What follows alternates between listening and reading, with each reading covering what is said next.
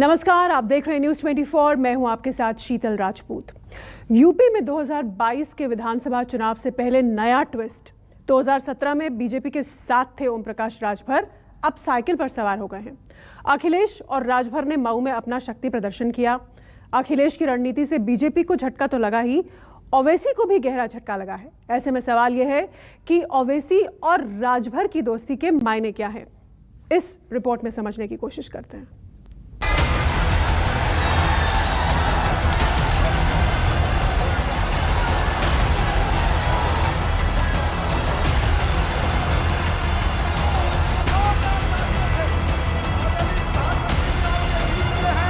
पूर्वांचल के लोग भी खदेड़ा कर करके दिखाएंगे, यहाँ भी खदेड़ा होगा। अब यूपी है, अब यूपी में खदेड़ा होवे।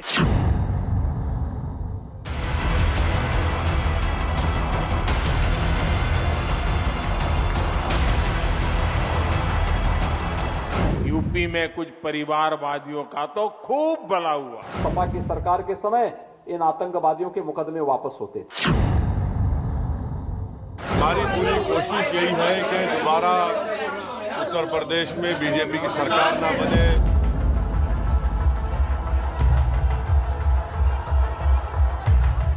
यूपी की चुनावी जंग पूर्वांचल की धरती पर लड़ी जा रही है।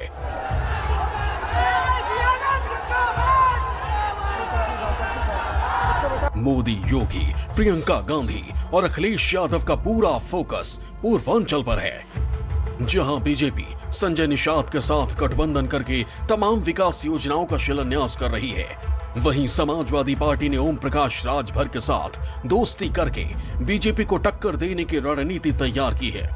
लखनऊ की कुर्सी हासिल करने के लिए अखिलेश यादव की नजर पूर्वांचल की उन सीटों पर है जहां भारतीय जनता पार्टी ने उसकी जमीन खिसका दी थी। पश्चिम में आरएलडी और पूरब में सुभाषपा के साथ गठबंधन करके अखिलेश यादव अपने समीकरण सेट कर रहे हैं। इसमें दो राय नहीं कि सुभाषपा की रैली में भीड़ तो बहुत आई थी, लेकिन ये वोटों में कितना तब्दील होगी ये तो चुनावी नतीजे बताएंगे।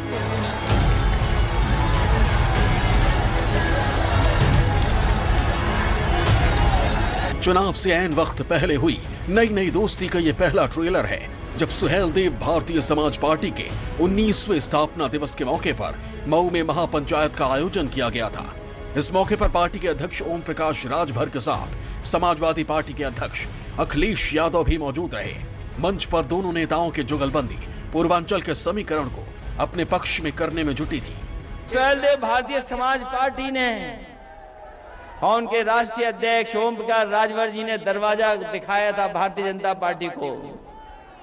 वो जो दरवाजे से भारतीय जनता पार्टी ने सत्ता पाई है, उस दरवाजे को आप बंद कर देना।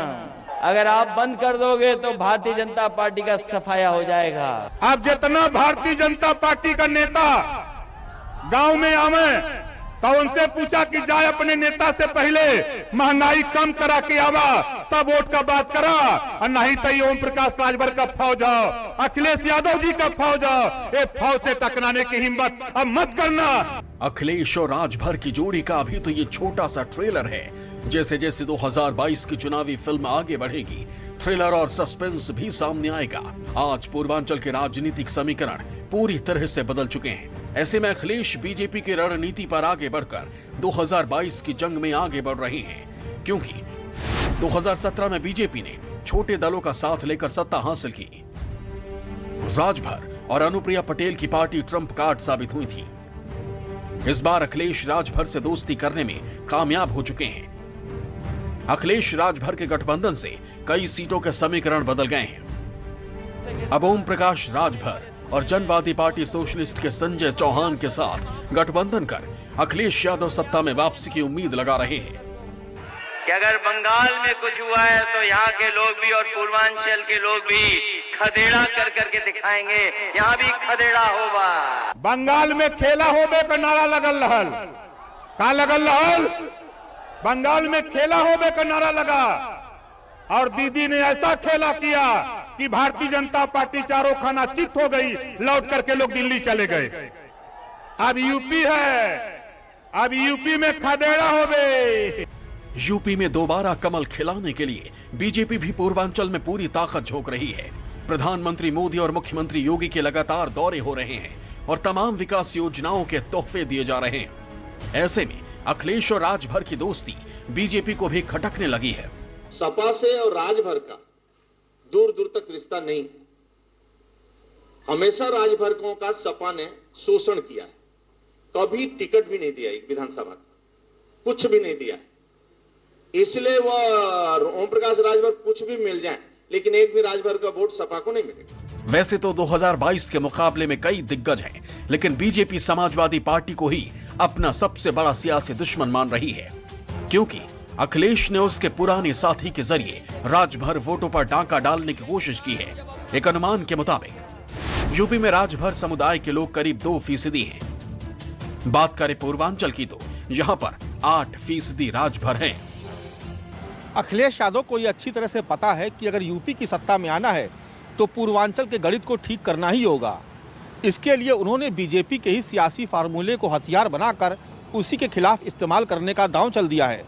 अखिलेश यादव ने खुद को मजबूत करने के लिए राजभर और संजय चौहान जैसे नेताओं से हाथ मिलाया, जिनका पूर्वांचल में मजबूत सियासी आधार है। आपको बता दें कि पूर्वी यूपी के 28 जिलों में 164 विधानसभा सीटें आती हैं, जो सूबे की राजनीतिक दशा और दिशा तय करने में काफी अहम मानी जाती हैं। 2017 के विधानसभा चुनाव में बीजेपी ने पूर्वांचल की 164 सीटों में से 115 सीटों पर भगवा झंडा फहराया था। अखिलेश की समाजवादी पार्टी ने 17 सीट, बीएसपी ने 14 सीट और कांग्रेस को सिर्फ 2 सीट मिली थी। अन्य के खाते में 16 सीटें गई थी। लेकिन पूर्वांचल का मिजाज हर 5 साल में बदल जाता है। 2012 में पूर्वी यूपी एसपी के साथ, तो 2007 में बीएसपी के साथ। अब एक बार फिर इस इलाके का समीकरण बदला सा नजर आ रहा है और ये बात बीजेपी को भी अच्छे से पता है। शायद यही वजह है कि अपनी चुनावी जनसभाओं में पीएम और सीएम योगी के निशाने पर ज्यादातर अखिलेश यादव रहते हैं। दवाई में भ्रष्टाचार, एम्बुलेंस में भ्रष्टाचार, नियुक्ति में भ्रष्टाचार, ट्रांसफर पोस्टिंग में भ्रष्टाचार, इस पूरे खेल में यूपी में कुछ परिवारवादियों का तो खूब भला हुआ। भ्रष्टाचार की साइकिल तो खूब चली। सपा की सरकार के समय इन आतंकवादियों के मुकदमे वापस होते थे, हिंदुओं पर झूठे मुकदमे दर्ज होते थे, राम भक्तों पर गोली चलाई जाती थी और आतंकवादियों की आरती उतारी जाती थी। पूर्वांचल में इस बदले समीकरण में अखिलेश भले ही खुश क्यों ना हो, लेकिन भागीदारी संकल्प मोर्चा के भविष्य पर सवाल खड़े हो गए हैं, क्योंकि मऊ की रैली से मोर्चे के 2 साथी शिवपाल यादव और ओवैसी ने दूरी बना ली। बताया जा रहा है कि राजभर की अखिलेश से दोस्ती से ये दोनों नेता नाराज हैं। ऐसे में सवाल यह है कि कहीं चुनाव से पहले भागीदारी संकल्प मोर्चा बिखर तो नहीं गया। Bureau report, news 24।